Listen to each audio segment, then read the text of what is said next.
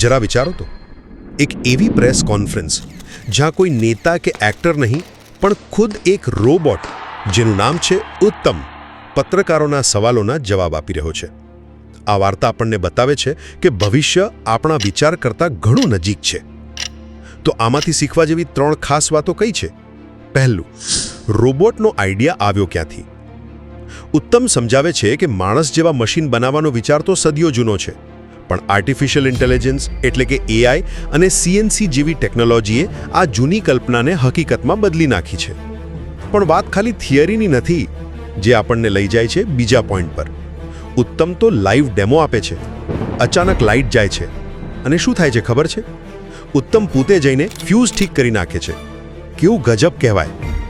એટલું જ નહીં, એ સ્ટેજ પર જ કોફી બનાવીને મહેમાનોને પણ આપે છે. અને વિડીયોમાં તો એ પરફેક્ટલી સર્જરી કરતો અને કાર ચલાવતો પણ દેખાય છે. અને અંતે આવે છે આ વાર્તાનો સૌથી મોટો ટ્વિસ્ટ.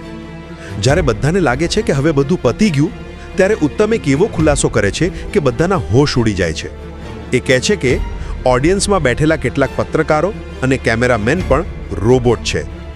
આ સાંભળીને તો આખા હોલમાં સન્નાટો છવાઈ જાય છે.